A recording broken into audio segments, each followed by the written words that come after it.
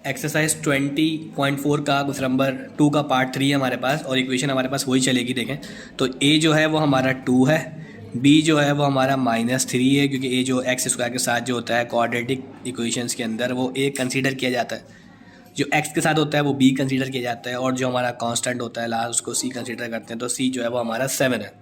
ठीक है जी।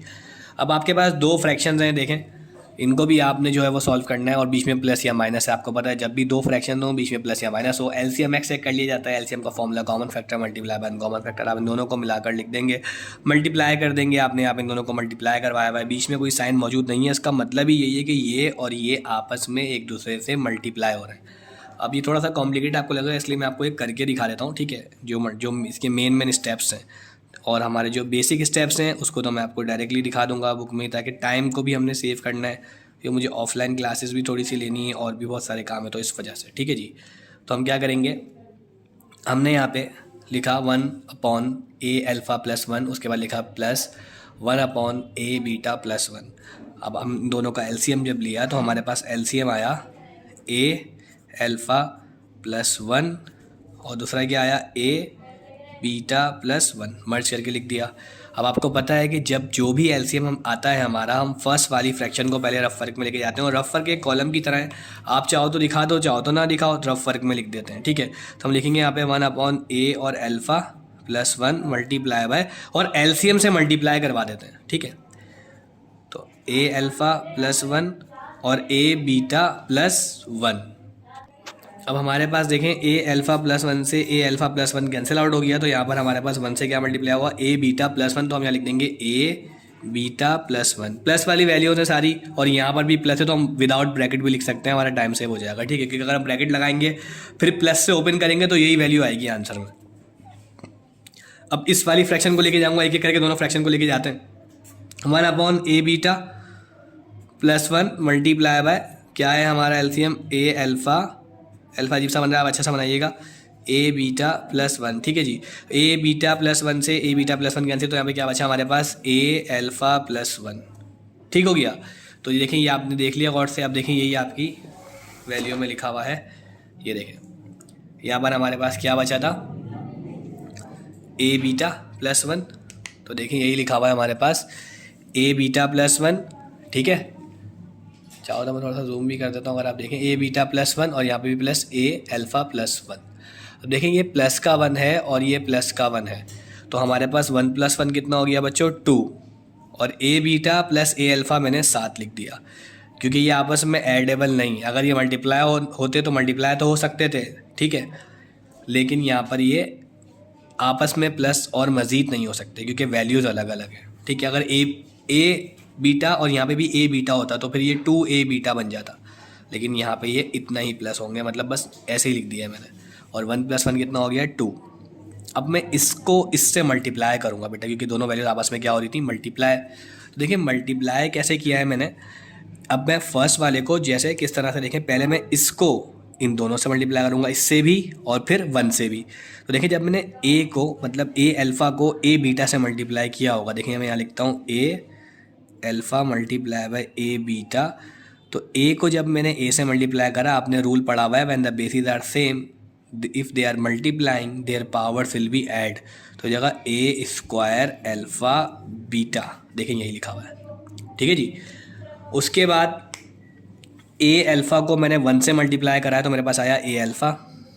अब ये इन दोनों से मल्टीप्लाई हो गया, फिर 1 है और यहाँ पे a और बीटा है, फिर मैं 1 को a और बीटा से मल्टीप्लाई करवाऊँगा तो ये मेरे पास हो जाएगा a बीटा। ठीक है जी, समझ में आ रही है बात। दोबारा बताऊँ, a अल्फ़ा और a बीटा को मल्टीप्लाई करवाया तो a² अल्फ़ा बीटा हो गया, फिर a अल्फ़ा को 1 से मल्टीप्लाई करवाया तो a अल्फ़ा आ गया, फिर ये दोनों से हो गया तो इसे स्किप कर दिया, फिर 1 को a b से मल्टीप्लाई करवाया मतलब a और बीटा से, तो ये आया a बीटा। किसी भी वैल्यू को 1 से मल्टीप्लाई करो वापस वही वैल्यू आ जाती है, और 1 को जब 1 से मल्टीप्लाई करवाया तो यहाँ पर आ गया 1। ठीक है जी। अब देखें उसके बाद आपने यहाँ पे a और a, ठीक है, यहाँ पे a और a दोनों में कॉमन था, आपने 1 टाइम लिख दिया ये वाली वैल्यू में। ठीक है, यहाँ पे आपने 1 टाइम लिख दिया, यहाँ से आपके पास क्या बचा बीटा और यहाँ से क्या बचा अल्फ़ा, लेकिन हमने अरेंज करके लिखा हुआ है, पहले अल्फ़ा को लिया है और बाद में बीटा को लिख दिया और प्लस का 2 लिख दिया। ठीक है, क्योंकि अल्फ़ा प्लस बीटा की जगह पे आप फॉर्मूला लिख सकते हो माइनस का बी अपॉन है, इसलिए इसको अरेंज करके लिखा हुआ है। अब यहाँ ए स्क्वायर है, इसको मैंने डायरेक्टली कॉपी करा, अल्फा बीटा की जगह पे मैं फॉर्मूला लिख सकता हूँ, इसलिए मैं इसको चेंज नहीं करूँगा, मैंने इसको डायरेक्टली कॉपी किया। क्योंकि यहाँ पे मैं एक जगह पे और अल्फा बीटा का फॉर्मूला लगा सकता हूँ, क्योंकि ए और ए कॉमन है, तो मैंने ए कॉमन निकाला, यहाँ से अल्फा बचा और यहाँ से बीटा। अगर साइन के साथ देखो तो प्लस का ए कॉमन लिया, प्लस प्लस प्लस, तो यहाँ पे प्लस का अल्फा आया, और प्लस प्लस प्लस यहाँ पे प्लस का बीटा आ गया, और प्लस का 1 एज इट इज आ गया। ठीक है, अब अल्फा प्लस बीटा आपको पता सम ऑफ रूट्स है, और जहाँ जहाँ आप सम ऑफ रूट्स देखते हो उसे आप रिप्लेस कर सकते हो किससे, माइनस के बी अपॉन ए से। तो मैंने भी क्या करा, मैंने सम ऑफ रूट्स को रिप्लेस कर दिया माइनस के बी अपॉन ए से, और प्लस का 2 एज इट इज कॉपी कर दिया, और ए को भी मैंने एज इट इज कॉपी कर दिया। Alpha beta product of roots, formula क्या था बेटे, सी अपॉन ए, मैंने यहाँ पे इसको रिप्लेस कर दिया सी अपॉन ए से। ए को भी डायरेक्टली कॉपी कर दिया, अल्फा प्लस बीटा, ठीक है, अल्फा प्लस बीटा, इसको मैं रिप्लेस किससे करता हूँ, माइनस के बी अपॉन ए से। अब मैं क्या करूँगा, इनको इनकी एग्जैक्ट वैल्यू से रिप्लेस कर दूंगा जो इक्वेशन में गिवन थी मेरे पास, ये रही। ठीक है जी, बहुत ही सिंपल है। आप दोबारा से भी वीडियो को मतलब रिवाइंड कर करके देखेंगे तो आपको आसानी से समझ में आ जाएगा। तो अब देखें, माइनस के बी अपॉन ए की जगह पे मेरे पास जो बी की वैल्यू थी वो क्या थी, माइनस का 3 थी।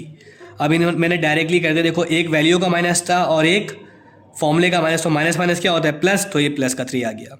ठीक है, ए जो था वो मेरे पास 2 था, मैंने यहाँ 2 लिख दिया, प्लस का 2 एज इट इज आ गया, ए स्क्वायर डायरेक्टली आ गया। सी जो था वो मेरे पास क्या था, 7, मैंने सी की जगह पे 7 लिख दिया। ठीक है जी,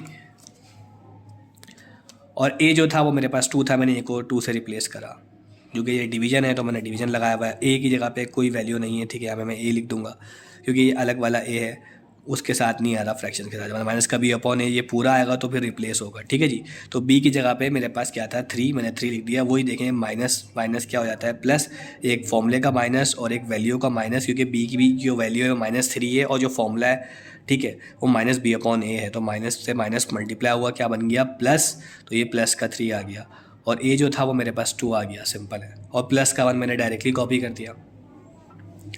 अब देखें मैं क्या करूँगा, क्योंकि ये वाली पूरी वैल्यू इस वैल्यू से क्या हो रही है, डिवाइड हो रही है। ठीक है जी, तो मैं डिवाइड कर दूंगा, इस वैल्यू को मैंने पूरा कॉपी करा, जब मैं ए को इससे मल्टीप्लाई करूँगा तो ये बन जाएगा 3a, सही है, और प्लस का 4 कैसे आया यहाँ पे, मैं बताता हूँ आपको, बहुत सिंपल है। यहाँ एलसीएम लिया है दोबारा से, क्योंकि मैंने आपसे कहा था कि जब भी आपके पास एक फ्रैक्शन हो और एक विदाउट फ्रैक्शन हो तो आप क्या करते हैं, एलसीएम लेते हैं। तो देखिए एलसीएम कैसे लिया है, अगर आप कंफ्यूज ना हो तो देखें, ये ए को 3 से मल्टीप्लाई कर दो 3 हो गया। अब ये वाला स्टेप कैसे बना मैं आपको बताता हूँ, बहुत सिंपल है। देखें यहाँ पर ये क्या हो गया था, देखें 3a अपॉन नीचे क्या लिखा हुआ था 2, यहाँ लिख दिया 2 और प्लस का 2, कुछ ये बन गया था, लेकिन उसके बाद डायरेक्ट ये लिखा हुआ देखें 3a + 4 अपॉन 2। अब हमने एलसीएम एक्सट्रैक्ट करा, ये ऐसे आया है। यहाँ क्वेश्चन तो क्या है बेटे, 1 है, ठीक है, आपने 2 और 1 का एलसीएम लिया तो क्या आया, 2 आ गया। जो भी एलसीएम आता है पूरी फ्रैक्शन को रफ वर्क में लेके जाते हैं, क्या करते हैं बेटा, जो भी एलसीएम आता है पूरी वैल्यू को रफ वर्क में लेके जाते हैं और क्या करवाते हैं, मल्टीप्लाई। तो यहाँ हम करते हैं 3a divided by 2 multiply by 2, 2 से 2 कैंसिल, क्या बचा मेरे पास 3a प्लस, इस पूरी वैल्यू को भी मैं रफ वर्क में लेके जाऊँगा 2/1 मल्टीप्लाई बाई 2, नीचे के 1 को शो नहीं करते तो 1 को शो नहीं करेंगे, 2 उधर क्या होता है 4, यहाँ पर क्या आ जाएगा 4। तो देखें 3a + 4/2, तो मेरे पास यही वैल्यू है, देखें ये रही 3a + 4/2। ठीक है, तो कंफ्यूज नहीं हो, बहुत आसान सवाल आता है। अब ये डिवाइड था तो मैंने डिवाइड कर दिया, और उसके बाद यहाँ पर भी मैंने एलसीएम ही बेटा एक्सट्रैक्ट किया है। देखें ए स्क्वायर को जब मैंने 7 से मल्टीप्लाई करा तो 7a स्क्वायर हो गया, ठीक है, और ए को जब मैंने 3 से मल्टीप्लाई करा तो ये 3 हो गया। ठीक है, फिर 2 और 2 का मैंने एलसीएम लिया होगा। अभी आप खुद से कर लेना, देखो बहुत सिंपल है, एलसीएम मैं आपको 2 से 3 दफ़ा लेके दिखा दूँगा, फिर भी कोई मसला हो तो आप मुझसे पूछ सकते हो। तो एलसीएम लेने के बाद मेरे पास ये वाली फॉर्म बनी कुछ, ठीक है जी। अब ये वाली फ्रैक्शन इस वाली फ्रैक्शन से क्या हो रही है, डिवाइड, तो मैं इसको एक तो इस तरह से एक्सप्रेस कर सकता हूँ, मतलब दिखा सकता हूँ, और दूसरा मेरे पास वे ये है, मैं इसको ऐसे भी दिखा सकता हूँ कि 3a + 4/2 डिवाइडेड बाय, डिवाइड को ऐसे भी एक्सप्रेस कर सकते हैं और इस वाली लाइन से भी एक्सप्रेस कर सकते हैं, डिवाइडेड बाय 7a² + 3a + का 2/2, ये पूरा आ गया। तो 2 से 2 मैंने कैंसिल किया, क्योंकि मैंने इस वाली फॉर्म में इसको इस तरह से लिखा, ऐसे भी लिख सकता था, मैंने इसलिए लिखा कि मैं 2 से 2 कैंसिल आउट कर सकूँ। तो मेरे पास ऊपर क्या बचा, न्यूमिनेटर के अंदर 3a + 4 और डिनोमिनेटर में मेरे पास क्या बचा, ऊपर मेरे पास न्यूमिनेटर के अंदर बचा 3a + 4 और डिनोमिनेटर में मेरे पास बचा 7a² + 3a + का 2। देखें कैसे, और यही मेरा आंसर हो जाएगा, ये देखिएगा 3a + 4 divided by 7a² + 3a + का 2, ये मेरा आंसर है। ठीक है जी।